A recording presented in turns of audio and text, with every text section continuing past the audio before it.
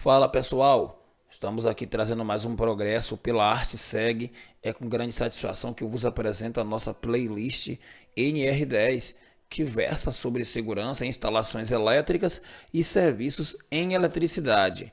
Esse é o nosso episódio de número 6 e hoje traremos trabalhos envolvendo alta tensão. Esse material é totalmente atualizado já com as retificações ocorridas ali no ano de 2019 pela portaria 915 de 13 de julho. Sejam todos vocês muito bem-vindos. Pois bem, pessoal, trabalhos envolvendo alta tensão. Tá lá na letra da NR10. Os trabalhadores de que trata o item 10.7.1, que versa sobre as zonas controladas. Lembra que a gente falou isso na videoaula anterior? Então, esse item está falando daqueles trabalhadores que vão executar suas atividades na zona controlada. Eles devem receber treinamento de segurança específico em segurança no sistema elétrico de potência, ou seja, o CEP, em suas proximidades, com currículo mínimo, carga horária e demais determinações estabelecidas no anexo 3 desta NR.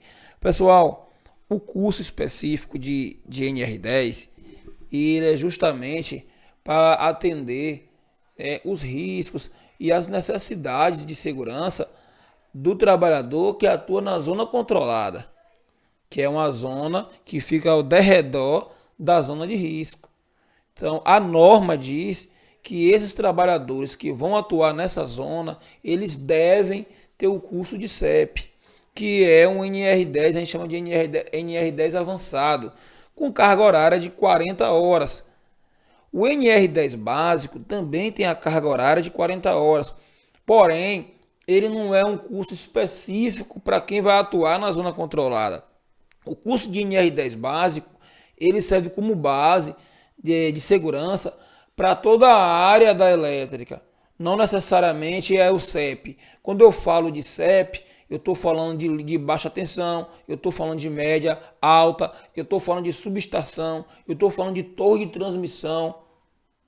Agora, quando eu falo de NR10 básico, eu estou falando daquele profissional que vai trabalhar direta, que é o nosso caso, ou indiretamente com eletricidade. No NR10 básico, na sala de aula, no curso, eu posso ter profissionais ali da construção civil, eu posso ter um pintor, eu posso ter um predeiro, tá? Eu posso ter carpinteiros dentro do curso básico de NR10. Eu posso ter aquele pessoal que cola, que trabalha com outdoor. Porque observe que esses profissionais, volta e meia, eles vão estar próximo a uma rede energizada. O pessoal que trabalha instalando antena, os técnicos que instalam antenas aí de TV, aqueles plataformas de streaming. Eu posso ter profissionais que atuam também em outras áreas, por exemplo, serralheria, o cara que trabalha lá colocando cobertura de zinco em cima daquelas edificações, volta e meia ele está próximo à rede elétrica. Então o curso básico de NR10, ele abrange tanto o eletricista do CEP, mas também até eletricista de outras áreas, a da área industrial, automação, eletromecânica. Então o NR10, ele traz parâmetros de segurança que servem para todos esses profissionais que atuam direta ou indiretamente com energia. Nesse contexto do item 10.7.2 e o item 10.7.1, ele fala que o curso de CEP é para, olha aqui, ó, os trabalhadores que tratam ali, que lidam na zona controlada. Na zona controlada. Esses trabalhadores, além do curso básico de NR10, que é obrigatório, eles também devem ter o curso avançado, vamos dizer assim, de CEP, que é o nosso NR10 específico para a realidade do CEP. Aí agora, nesse curso de NR10 CEP, eu estou falando diretamente para o profissional que atua no CEP, para aquele eletricista da subestação, para aquele eletricista da torre de transmissão, da média tensão, da baixa tensão, mas que está em cima do poste, trabalhando. Então, o CEP ele é obrigatório e é específico para quem vai atuar na zona controlada. Seguindo o nosso estudo, você tem o item seguinte, o 10.7.3. Os serviços e instalações elétricas energizadas em alta tensão, bem como aqueles executados no CEP, não podem ser realizados individualmente. Pessoal, a gente está falando de energia, né? E a gente sabe que a energia, além de ser um insumo prioritário, ou seja, importante na vida do ser humano, a gente sabe também que na mesma proporção ela é perigosa. Então, se eu tenho um profissional que está atuando diretamente com energia, seja na linha morta ou na linha viva, não importa, está diretamente envolvido trabalhando com energia. A qualquer momento, mesmo que se tenha bastante segurança naquele ambiente, mas a gente nunca vai conseguir zerar. Se acontecer uma descarga elétrica e esse cara ficar desacordado, quem vai o socorrer? Muitas vezes a gente atua em local inóspito praticamente, em situações de lugares que não são acessíveis, que a gente segue para ir até o ponto do local de trabalho andando, para o carro aqui e segue andando a pé. Imagine se um profissional desse, seja ele da alta tensão ou da baixa tensão, se um profissional desse toma descarga e fica desacordado, quem vai o socorrer? Se naquele lugar, naquela zona rural, nem celular pega. Então, é proibido por força de norma que o trabalhador execute suas atividades individualmente. A empresa que te contratou, ela é obrigada a, no mínimo, colocar você com outra pessoa. Não se trabalha no CEP. Aí quando eu falo CEP, eu falo de baixa, média, alta tensão, subestação, dentre outros. Não se trabalha no CEP sozinho. Você precisa estar acompanhado. A gente vê isso muito de um profissional trabalhar sozinho, não diretamente na elétrica, mas o pessoal que trabalha na telecomunicações. Infelizmente, aqui na Bahia a gente vê muito. E não deve ser diferente aí na sua cidade, no seu estado. De volta e meia, você vê esses profissionais de fibra ótica, de telecomunicação no modo geral, executando suas atividades no poste, sozinho. É um perigo, porque o risco que o eletricista corre no poste, também corre o profissional de telecomunicação, porque ele está no poste. Se tiver um isolador vazando, é perigoso. Esse cara toma descarga, já não usa luva isolante. Muitos trabalham com calça jeans, que é uma calça casual, que no caso de um curto-circuito, de um fogo, de uma língua de fogo, essa calça vai queimar igual linho no fogo. Não é uma calça retardante a chama, tipo essa. Observe que até na elétrica você vê profissionais trabalhando com camisa do São João, trabalhando com calça jeans. Isso aqui está tudo errado. Essa postura aqui está errada. Eu não vou entrar nesse mérito agora de ergonomia, mas vamos nos restringir a falar que o profissional é proibido por força de lei, por força de norma, é proibido executar suas atividades de forma individual. Passa a saber disso, tá? Vamos passar um pouco para frente. O item 10.7.4, ele já diz o seguinte, que todo trabalho em instalações elétricas energizadas, aí eu falo de linha viva, lá em alta tensão, bem como aqueles que interajam com o CEP, somente pode ser realizado mediante a ordem de serviço específica para a data e local assinada por superior responsável pela área. Isso aqui na videoaula anterior a gente difundiu bastante, né? Questão dali do responsável pela atividade, a gente falou sobre a ordem de serviço, todo trabalho que fosse executar na alta tensão, no CEP, no modo geral, ele deve ser realizado mediante uma ordem de serviço. Você vai estar com um documento na mão especificando qual é o tipo de serviço que você vai fazer, não é? Qual o tipo de material que você vai estar utilizando, vai estar ali na ordem de serviço, qual o nível de tensão do circuito que você vai estar atuando, quais os EPIs necessários para a execução daquela atividade com segurança, quais são os ferramentais, dentre outros. E nessa ordem de serviço vai estar lá a data, vai estar o local onde você vai estar atuando. Você e a equipe. Lembrando, pessoal, a equipe ela é composta a partir de 2 profissionais. No mínimo, você vai trabalhar com outro colega, no mínimo. Passando para frente, já no item 10.7.5, a gente consegue observar algumas situações interessantes. Antes de iniciar os trabalhos em circuitos energizados, em alta tensão, o superior imediato, que é o encarregado, e a equipe responsáveis pela execução do serviço devem realizar avaliação prévia, estudar e planejar. Galera, é importante que haja essa reunião aqui, ó, antes de iniciar as atividades. Você vai fazer uma avaliação. Quando eu falo você, é você e seus colegas, toda a equipe, juntamente com o encarregado. Vai fazer uma avaliação prévia do ambiente, o reconhecimento, as condições das estruturas que estão ali. É basicamente uma APR mesmo.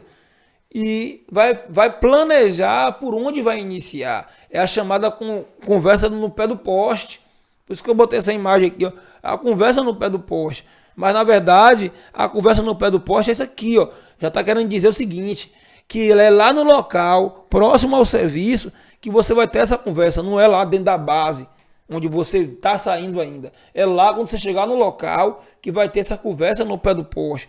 E essa conversa não passa de quê? De uma avaliação prévia do ambiente, do estudo, das técnicas que vai ser aplicada ali, porque o serviço pode até ser o mesmo, mas o ambiente é diferente. Observe aqui nessa imagem, a gente tem um ambiente aqui meio que ruralizado, tá? E você está na beira da pista, mas tem ambiente que você entra para dentro do mato. Tem geografia acidentada, tem brejo, tem córrego, tem cobra, tem animais peçonhentos. Então isso aí é importante a avaliação prévia no local, que nem sempre na base onde você está, você tem como prever o que você vai encontrar no local. Então essa conversa de pé de poste é de suma importância para o bom desenvolvimento da atividade e até mesmo no contexto de produção. Tá? Então, a conversa do pé de poste é importante planejar, é importante estudar para poder estar fazendo essas avaliações com segurança e trabalhar e desenvolver a atividade também com segurança. O item seguinte, eu vou tratar com vocês, é o item 10.7.6. Os serviços e instalações elétricas energizadas em alta tensão somente podem ser realizados quando houver procedimentos específicos, detalhados e assinados por profissional autorizado. Pessoal, isso é devido ao grau de risco que é a nossa atividade. Eu estou falando aqui com pessoas que provavelmente nunca atuou com eletricidade. Nunca atuou. Sabe que a eletricidade é perigosa porque em casa se acidentou, tomou descarga. Mas só isso. Às vezes não tem noção ampla do que é a elétrica, dos riscos. É por isso que a importância dos cursos. Então, esses serviços em instalações energizadas, em linha viva, somente pode ser realizado quando tiver um procedimento específico. Porque a questão é, eu não quero tomar descarga elétrica. Ninguém quer. Mas o cara toma descarga. Porque às vezes ele adota procedimentos aleatórios para desenvolver aquela atividade. E aquela atividade, para ser desenvolvida, ela exige procedimentos específicos. E esses procedimentos específicos é desenvolvido até mesmo pela própria concessionária que você trabalha ou presta serviço. Então, a eletricidade não é só o risco do choque elétrico. Eu posso trabalhar em altura. Às vezes eu caio de uma determinada altura. Às vezes eu posso me acidentar na questão postural. Às vezes eu posso tomar descarga por achar que o cabo está fixado no isolador sem estar. Então é por isso que a norma fala que esse serviço, principalmente em rede energizada, só deve ser desenvolvido quando existir um procedimento específico para aquele tipo de atividade. Tudo detalhado, tudo assinado por um profissional que se responsabiliza pela equipe. O objetivo desse subitem é a segurança com atividades ou ações específicas. para serviços e instalações elétricas energizadas de extrema relevância e de elevado grau de risco. Aí eu estou falando aí, ó, linha de transmissão, subtransmissão, subestação. Então, sejamos conscientes da nossa responsabilidade em estar preparado para estar trabalhando nesse tipo de ambiente. Seguindo à frente, você tem o subitem 10.7.7, a intervenção em instalações elétricas energizadas em alta tensão, dentro dos limites estabelecidos como zona de risco, conforme anexo 1 desta NR, somente pode ser realizado mediante a desativação, também conhecida como bloqueio, dos conjuntos e dispositivos de religamento automático dos circuitos, sistema e ou equipamentos. Pessoal, vocês estão vendo aí, né, imagens de religadores automáticos. Também eu falei dele na videoaula anterior, só que eu falei de uma forma superficial, quando eu estava falando de equipamentos tecnológicos que são adotados no circuito e que a gente tem que estar sempre em treinamentos para estar desenvolvendo. Por mais que a gente tenha experiência, sempre chega um equipamento novo e a gente tem que voltar a reaprender para evitar acidentes. E aí nessa questão, nesse contexto, eu lembro que eu falei desse religador. Só que agora eu vou falar desse religador especificamente do seu princípio ativo no contexto da segurança. Porque o subitem fala, repito, a intervenção em instalações elétricas energizadas em alta tensão, no caso aqui, galera, é média tensão também, viu? Que é essa rede aqui que é de média tensão. Dentro dos limites estabelecidos na zona de risco. Olha só, eu estava falando de zona controlada, agora estou falando de zona de risco. Eu estou bem próximo ao equipamento, tá? Conforme está descrito no anexo 1. Somente pode ser realizado mediante a desativação, também conhecida como bloqueio, dos conjuntos de dispositivo de religamento automático. Então, preste atenção. Por que eu tenho que desligar esse equipamento? Vamos conhecer de fato o princípio de funcionamento do religador telecomandado. E eu digo para vocês, esses religadores automáticos, galera, eles são um conjunto de equipamentos de reconexão. Ele vai fazer a religação, reconexão. Então tem vários componentes ali que se interligam formando esse religador. Então eles vão executar o processo de reconexão automática dos circuitos por número de vezes programadas, geralmente 3 vezes, na quarta ele trava.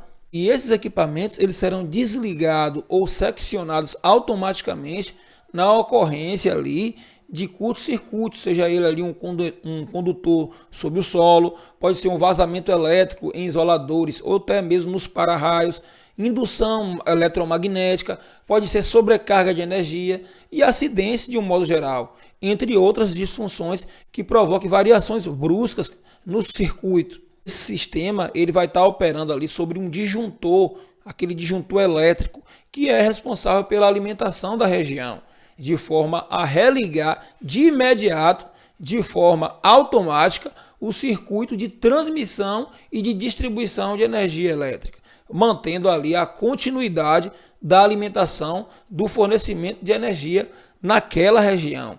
Logo, o religador automático, no momento de um curto, de uma sobrecorrente, que ele desliga de forma automática, também de forma automática ele vai reiniciar o circuito. Então esse subitem aí está falando que as intervenções onde tiver na retaguarda um religador, esse religador ele deve estar bloqueado, desligado, tá? Para evitar um acidente de um curto e desligar o circuito, ele ligar de novo, gerar aquele surto e acabar acidentando o colega na rede. Dessa forma, para trabalhos de zona de risco, com intervenções de trabalhadores em instalações elétricas energizadas na média tensão ou na alta, normalmente denominado de trabalhos de linha viva ou ao potencial, durante todo o tempo da intervenção, fica expressamente obrigatória a adoção dessa medida de segurança, a desativação do sistema de religamento automático. Pessoal, esse procedimento ele é obrigatório em todos os serviços onde há religadores envolvidos, tá? subestações ou ao longo dos circuitos. Quando ocorrer desligamento de circuito onde haja pessoal trabalhando em linha viva ou ao potencial, o religamento manual somente deverá ser feito após o contato efetivo com o pessoal do campo e a certeza da normalidade do serviço. Então, é um procedimento obrigatório, está na norma, não é a empresa que vai determinar se vai fazer o desligamento. Isso aí já passou da capacidade dela. Isso é uma obrigação normativa, tá? Todos os procedimentos dessa forma, que tiver ligador na retaguarda, eu tenho que fazer o bloqueio dele, eu tenho que desabilitá-lo. Segue na sequência o nosso item 10.7.1. Os equipamentos e dispositivos desativados devem ser sinalizados com identificação da condição de desativação, conforme procedimento de trabalho específico padronizado. Preste atenção que esse subitem ele já é complementar do subitem anterior, lá do subitem 10.7.6. Já que eu bloqueei, já que eu desliguei o equipamento, eu preciso sinalizar essa condição, tá? Então, os equipamentos e dispositivos desativados, desligados ou bloqueados, olha só, devem ser sinalizados com a identificação da condição de desativação. Ele está desativado, mas sobre que condição? Tem que estar sinalizado. É essas coisas, pessoal, que impede acidente. A não observância desses procedimentos, eu estou incorrendo a me acidentar ou acidentar a minha equipe. Vamos para o próximo tema, subitem 10.7.8. Os equipamentos, ferramentas e dispositivos isolantes ou equipados com materiais isolantes, aí eu estou falando também de ferramentas, destinados ao trabalho em alta tensão, devem ser submetidos a testes elétricos ou ensaios de laboratório periódico, obedecendo-se às especificações do fabricante, os procedimentos da empresa e a anuência desses anualmente. Pessoal, olha só, a norma fala de testes ou ensaio de laboratório periódico, mas que período é esse? A norma não fala. Ela joga isso sobre a responsabilidade de quem? Do fabricante. Ninguém conhece mais um produto do que o cara que fabricou. Não é isso? Você há de concordar comigo. Então, o que é adotado hoje nas concessionárias, pelo menos aqui onde eu trabalho? Os equipamentos maleáveis, os equipamentos de isolação maleáveis, por exemplo, essa manga isolante, ela é maleável. Olha só, ela é dobrável, ela é mole. Maleável é isso. Ela é articulada, ela é mole. Então, esses equipamentos aí, esse aqui é uma proteção, é um EPI, manga isolante, eu tenho uma luva, que é material também maleável. Então, esses materiais, equipamentos de proteção maleáveis, as empresas adotam aí 6 meses, de 6 em 6 meses a fazer um ensaio, o teste de laboratório nelas, para ver se de fato ela está dando seguridade para o trabalhador. Esses equipamentos aqui, proteção isolante, que são materiais rígidos, de ano em ano, todo ano faz o teste. Então é essa a medida adotada aqui nas concessionárias do estado da Bahia. Eu falo concessionárias que eu estou englobando a terceirizada, porque aqui na Bahia só tem a Coelba, como concessionária primária, e as outras são terceirizadas. Então até nas terceirizadas também é adotada essa metodologia. Materiais maleáveis, 6 em 6 meses. Materiais rígidos ou sólidos, de ano em ano. Então essa é a metodologia adotada. Eu estou falando aqui de EPC e EPI, mas o texto você consegue observar claramente que ele não se restringe só a EPI e EPC. Tá? Equipamentos, ferramentas e dispositivos isolantes ou equipados com materiais isolantes. Todos esses equipamentos também, logo, devem sofrer por um ensaio de teste de isolação. O alicate, tá? É isso que ele está falando. A sua botina, o seu capacete, tem que passar por teste de isolação para ver se está de fato funcionando ou atendendo às características de segurança. Então tá aí o item 10.7.8.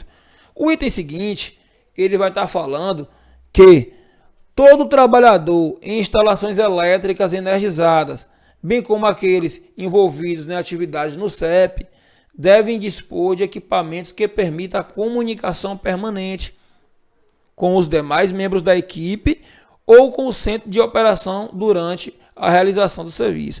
Galera, todo trabalhador, né, não necessariamente todos vão ter cada um rádio, a gente adora muito esse rádio, né? Mas a norma fala que qualquer equipamento que permita a comunicação permanente. Ou seja, a comunicação não vai ser só no início do serviço, ou só no meio, ou só no final. É durante todo andar da carruagem, a gente vai estar se comunicando de forma clara e simultânea. Tá? Então isso é chamado de comunicação permanente. A norma cita também o centro de operação, galera, o COD. Que muitos procedimentos que a gente vai fazer aqui, a gente tem que pegar liberação, né? Ter uma comunicação com o COD, com o Centro de Operação de Distribuição, que está a quilômetros e quilômetros e quilômetros de distância da gente. Então é preciso ter uma comunicação limpa. Por exemplo, aqui na Bahia, o COD é comandado lá de Salvador. Eu estou em Itabu, no interior. Aqui tem em torno de mais de 600 quilômetros de distância. Então tem que ter uma comunicação limpa com o COD, com a central. Basicamente é isso daí. Não necessariamente os procedimentos que você vai executar tem essa distância, mas pode existir uma distância considerável e que a comunicação tem que chegar lá em tempo real e limpa.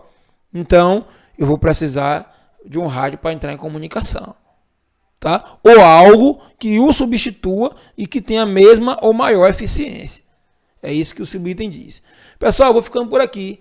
Observe que é um material tranquilo, é um material gostoso. Aqui pela ArtSeg, para mim é sinônimo de prestígio fazer parte dessa equipe vencedora. Pessoal, eu quero destacar para vocês também que a ArtSeg tem um curso de NR35, trabalho em altura, tá? Então, o curso de NR35, ele é imprescindível para o profissional que vai desenvolver suas atividades dentro do CEP.